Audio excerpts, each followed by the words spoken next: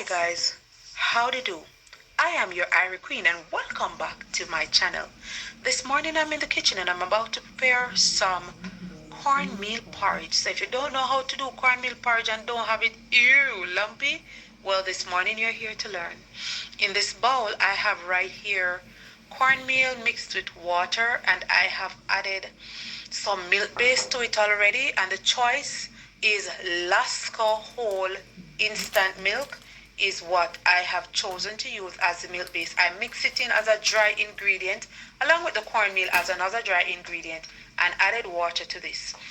Alright, don't watch my stove. One burner on it, that's because I removed all the burners last night to clean my stove down. And don't say nothing about my pressure cooker neither, but the anger break off, because in Jamaica, when our pot anger break off, the pressure cooker anger break off, we don't throw it in the trash. We scour it up and use it for cook with anything what we want for cook. And I'm using it this morning to cook my cornmeal porridge, okay? So, I am going to be adding some things to my water now. The water is on the fire and has been brought to a boil. And I'm at this point going to be adding the good old Maggi coconut milk powder.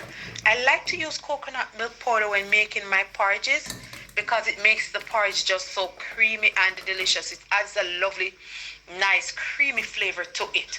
Alright, so empty out everything. Make sure you get it all out.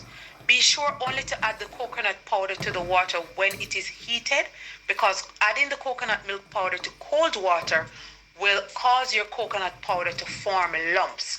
So stir this into the boiling water and ensure that it is completely dissolved. Now we're going to add some salt to this.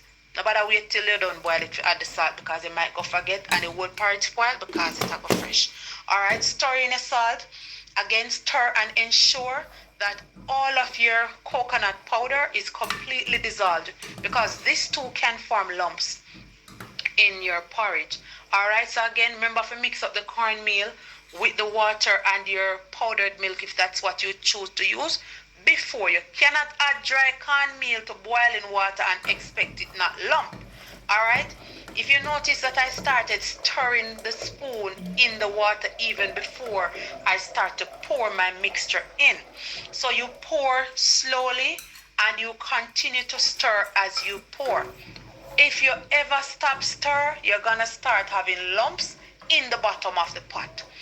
Now while you stir, you continue to stir until the texture of whatever is in the pot, the mixture has changed. So continue to stir it in, and it's going to start to get thicker. Alright, so there we go. We're stirring, and waiting for the texture to change. What you will learn about cornmeal is that the longer it cooks is the thicker it gets. Alright, so you stir, and once the texture has started to change, it has become a little bit thickened, then you can stop stirring and allow for the porridge to continue cooking. The cornmeal porridge usually takes about 20 to 25 minutes to be cooked, because you know that cornmeal is made from grounded corn and it takes time for the cooking process to be complete. Alright, so we continue to stir, making sure that there's no lumps forming in the corner. So you stir and make sure that you get the corners as well to prevent lumps from forming in your porridge.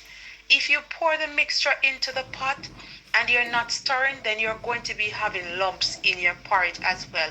And lumpy cornmeal porridge is a cornmeal porridge, and I'm sure you do not want that. Again, like I said, 20 to 25 minutes is the cooking time for your cornmeal porridge, depending on how much you are cooking, and also depending on how high the flame is.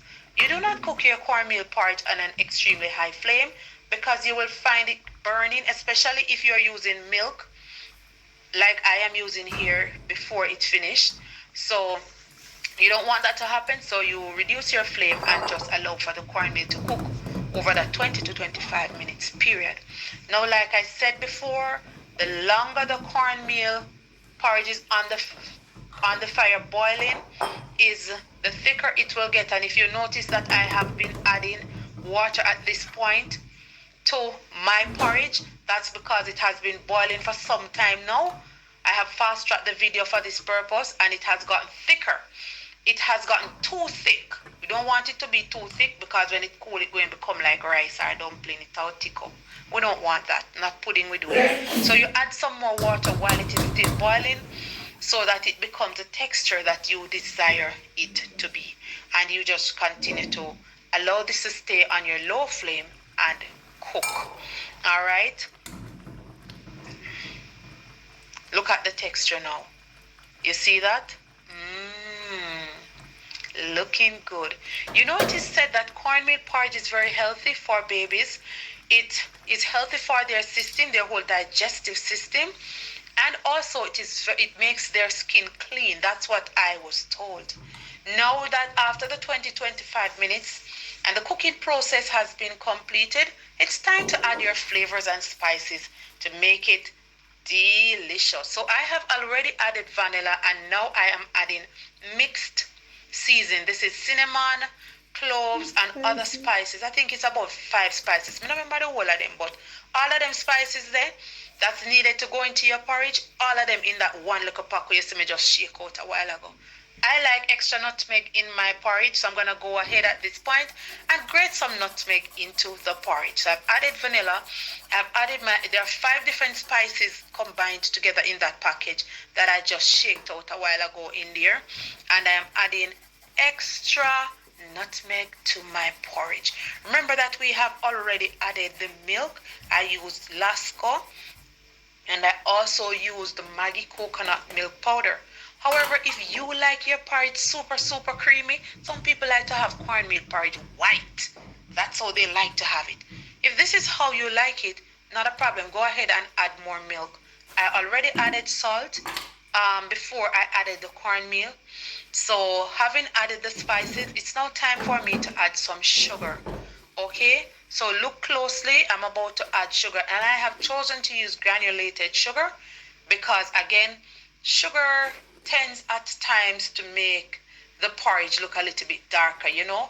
I do not want to add any more milk, and I don't want my porridge to be any darker, so I've chosen to use granulated sugar.